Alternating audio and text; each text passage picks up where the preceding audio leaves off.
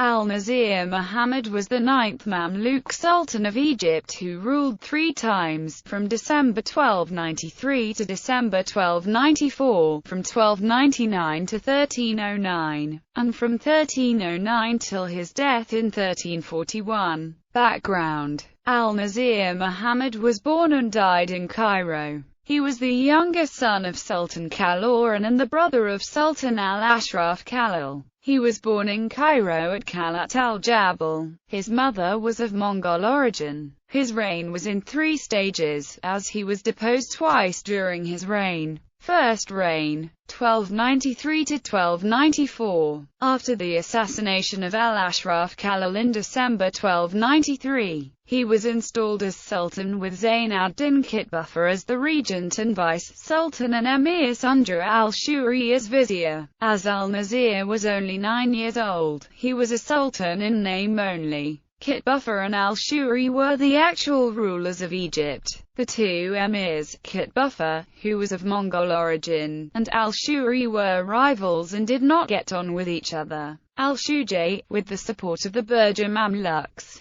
planned to arrest Kitbuffer and assassinate his emirs, but Kitbuffer laid siege to the citadel and the conflict ended with the murder of al-Shuayan. The removal of the Burgess from the citadel. When Emir Hassam ad-Din Lajin, who had fled after the murder of al-Ashraf Khalil, returned to Cairo, the Berger Mamluks, who were known as the al-Mamlik al-Ashraf Khalil and who were removed from the citadel by Kitbuffer, rebelled and went on a rampage in Cairo because Lajin had not been arrested and punished for his involvement in the murder of their benefactor Sultan al-Ashraf Khalil. The Ashrafiyah were defeated and many of them were killed and executed. Lajin convinced Kitbuffer to depose al-Nasir Muhammad and install himself as sultan after he warned him that the Ashrafiyah and al-Nasir would seek revenge for the murder of Khalil in which Kitbuffer had been involved. Kitbuffer deposed al-Nasir Muhammad and installed himself sultan with Lajin as his vice-sultan. Al-Nasir, who was by now 10 years old, was removed with his mother to another section in the palace where they stayed until they were sent to Karak, thus ending the first reign of al-Nasir Muhammad.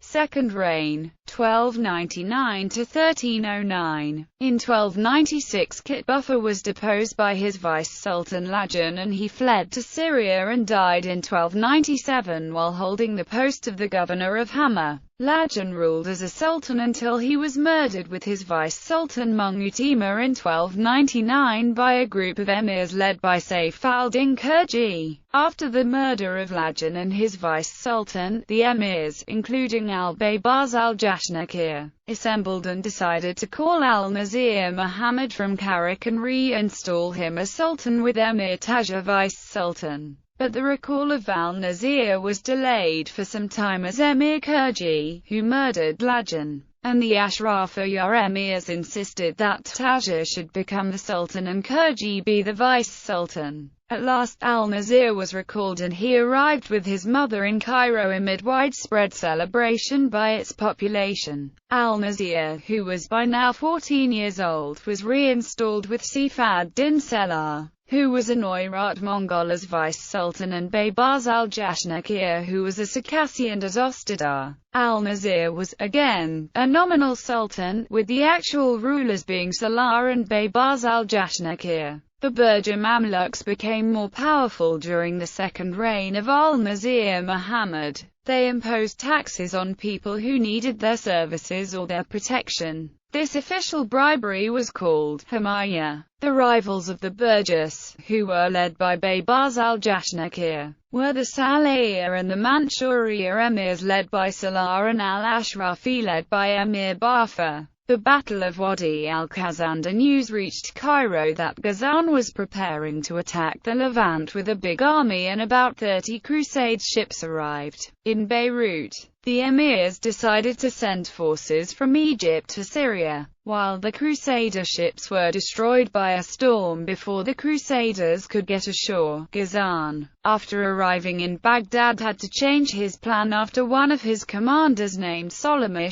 ben Aval fled to Egypt and asked for help to fight him. In 1299, Sultan Al-Nasir led the Egyptian army to Syria to take on the army of Ghazan. While the Sultan was on his way to Syria, some Umarats conspired with the Mamluk of the Sultan to kill Baybars al-Jashnakir and Salah in order to bring Kitbuffa, who was in Hama, back to power. The Sultan's Mamluk attacked Baybars al-Jashnakir and tried to kill him, but he was himself killed. The Umarats attacked the Dillas of the Sultan, but they were stopped in a way that made Salah and Baybars think the Sultan was involved in the conspiracy. The Umarats were arrested and punished, and the Mamluks who were involved were sent to Al-Kark. The army of Al-Nasir clashed with Ghazan's army in a battle that became known as the Battle of Wadi al-Khazanda. Al-Nasir's army was defeated with relatively low casualties after inflicted major casualties on Ghazan's army. Al-Nasir's forces retreated to Homs, followed by the army of Ghazan. Al-Nasir left for Egypt and Ghazan took Homs. Many of the population of Damascus fled towards Egypt. The leaders of Damascus appealed to Ghazan not to kill the remaining population of the city. Ghazan arrived at the outskirts of Damascus and his soldiers looted the city. Damascus, with the exception of its citadel, submitted to the Mongol commander Kubjuk, and Ghazan's name was mentioned during the Friday prayer at the main mosque of Damascus's Al-Sultan al-Azam Sultan al-Islam wa al-Muslimin Muzaffar al-Donya wa al-Din Mahmud Ghazan. The Mongols kept looting Syrian villages, towns and Damascus itself. In Egypt, the defeated soldiers of Al-Nasir kept arriving in disorder. The deposed Sultan Kitbuffa, who was in Syria, also fled to Egypt. Cairo became overcrowded as many Syrian refugees fled to there. Al-Nasir Muhammad and the emirs began to prepare for a new march to the Levant. Money, horses and arms were collected from all over Egypt. An attempt to reuse an old fatwa which was issued during the reign of Sultan Qutuz, which obliged each Egyptian to pay 1 dinar to support the army, failed. Therefore, it was decided that the Egyptian people should pay voluntarily and not by force of law. But suddenly the news arrived in Cairo that Ghazan had left the Levant after he had installed 2 of his commanders as his deputies there. Sultan al-Nasir sent letters to Ghazan's deputies asking them to submit to him, and they agreed. Kitbuffa was granted the post of the governor of Hama, and Salah and Baybars al-Jashnakir traveled with an army to the Levant to liquidate the remaining forces of Ghazan. The Druze who attacked and looted al-Nasir's soldiers during their retreat to Egypt were attacked at their strongholds, and they were forced to give back the weapons and the properties which they had taken from the retreating soldiers. The submitted deputies arrived in Egypt and were received by Al-Nasir Muhammad. The name of Sultan al-Nasir was mentioned again at the Syrian mosques. He was again the sovereign of the Levant. In addition to Mongols' threats in the Levant, the second reign of Al-Nasir Muhammad also witnessed disturbances inside Egypt. There were religious riots in Cairo and rebellions in Upper Egypt which were harshly suppressed. In 1301, parts of Armenian Cilicia were looted and Sis was attacked by Al-Nasir's forces led by his emirs as the Armenians tried to support Ghazan. In 1302, the Crusader-held island of Awad was attacked and ransacked because the Crusaders had been using it as a base for attacks on Muslim shipping. In 1308, Sultan al-Nasir Muhammad permitted the Georgians to celebrate on Calvary, and probably in that year allowed 2 of them to stay closed in it. The Church of the Holy Sepulchre. The Battle of Marj al-Safar in 1303, Ghazan's army crossed the Euphrates River and marched towards Syria. The Syrians fled from Aleppo and Hama to Damascus. An Egyptian force led by Baybars al-Jashnakir arrived in Damascus. The population of Damascus wanted to flee, but they were warned that they would be killed and their money would be seized if they tried to do that. Ghazan's troops attacked Turkmen villages and took women and children as prisoners, but the Sultan's forces, led by his emirs, clashed with the Mongols, and freed about 6,000 Turkmen after they destroyed the Mongol force. On April 20, Al-Nasir Muhammad and the Caliph arrived in Syria from Egypt, and while the emirs were greeting them, news reached them that a Mongol army of 50,000 soldiers led by Qalusha, the deputy of Ghazan, was approaching. Al-Nasir and the emirs decided to fight the Mongol forces at Marj al-Safar. The Caliph, who stood beside the Sultan at the heart of the army, exclaimed to the soldiers, "Warriors, do not worry about your sultan, but worry about your women and the religion of your prophet."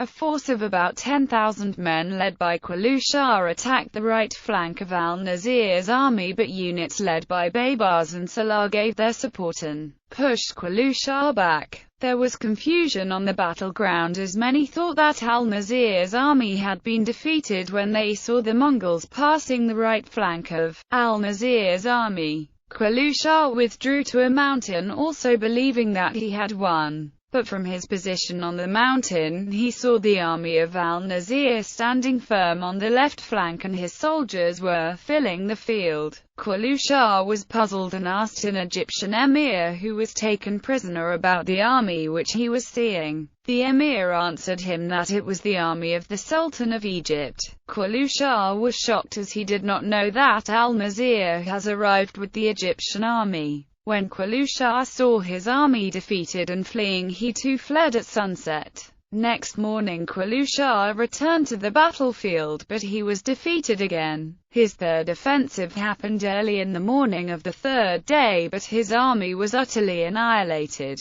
Only a small number of the Mongols survived. When Ghazan heard about the defeat of his army, it was said that he was so upset that he suffered a severe hemorrhage and he died a year later. Al-Nasir Muhammad returned to Egypt to great celebrations. Cairo was decorated from Bab al-Nasir to Khalat al-Jabal. The prominent Egyptian Mamluk historian Baybars al-Juadar was present at the Battle of Marj al-Safar. Achievements and withdrawal. In 1304, Sis was raided again by Al-Nasir's emirs, and a group of Mongols led by a prominent commander named Badr ad-Din al-Baba were brought to Egypt and welcomed by Al-Nasir in Cairo. Al-Madrasa al-Nasiriyya had the gate of the Cathedral of Acre installed, which Al-Ashraf Khalil had brought to Egypt in 1291. During 1304, Al-Nasir's son Ali was born. By 1309, Al-Nasir Muhammad was no longer willing to be dominated by Salah and Baybars al-Jashnakir. He informed him that he was going to Mecca for a pilgrimage, but, instead, he went to Al-Kark and stayed there, ending his second reign.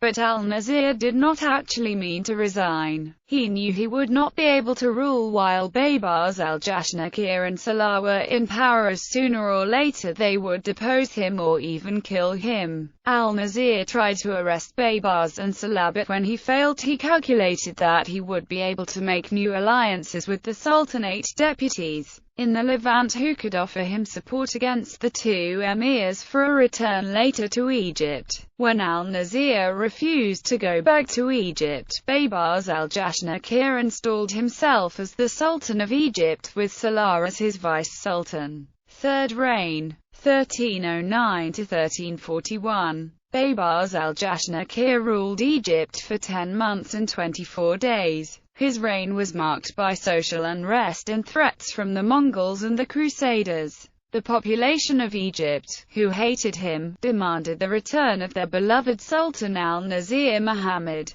Baybars al-Jashnakir was forced to step down and flee from the angry mob. Al-Nasir returned to Egypt. During his first reign he was dominated by Kitbuffa and al-Shu'i, and during his second reign he was dominated by Baybars al-Jashnakir and Salah. Al-Nasir, who was now 24 years old, was determined not to be dominated or deprived of his full rights as a sultan by any emir. Al-Nasir executed Baybars al-Jashnakir and accepted the resignation of Salah as vice-sultan, and replaced him with Bakht Ma al-Jukondar. Then after a year he arrested Salah and he died shortly thereafter in prison. The Mamluks and proprieties of both Baybars and Salar were seized. In 1310 the vice-sultan Bakhtimar and Emir Baitas conspired to overthrow Al-Nasir and replace him with Emir Musa, the son of Saleh Ali, who was the son of Kaloyan. Musa agreed to participate in the conspiracy, but the conspiracy was revealed to Al-Nasir by an emir and both Baitas and Musa were arrested.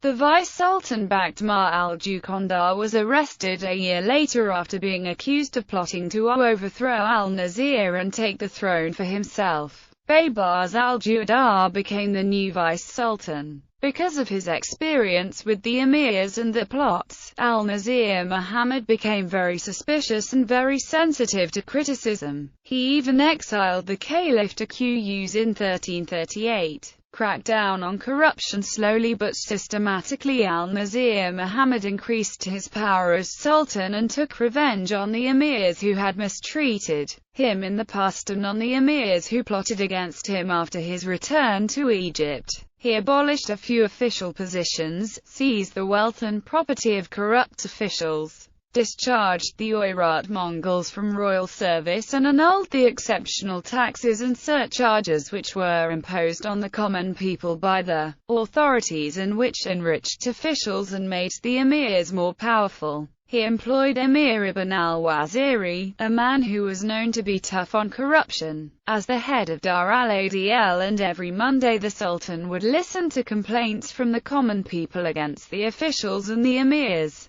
He prohibited his governors from executing or physically punishing convicts without his permission, and he shut an infamous prison that was near the citadel. In 1314 he abolished the post of vice-sultan. In 1315 he carried out a land survey to re-establish the amount of the taxes which the landowners and the landlords had to pay to the state. Internal and external situations. During the third reign of Al-Nasir Muhammad, Egypt did not witness any major external threats, as both the Crusaders and the Mongols had been weakened by losses in battle and their internal conflicts. However, Mongol ruler Uljatu besieged Mamluk fortresses but withdrew due to deadly summer heat in 1312 to 1313. In 1314 the city of Malatya was captured by Tunkus, the deputy of Al-Nasir in the Levant. Sis and other towns were raided by the Al-Nasir's forces.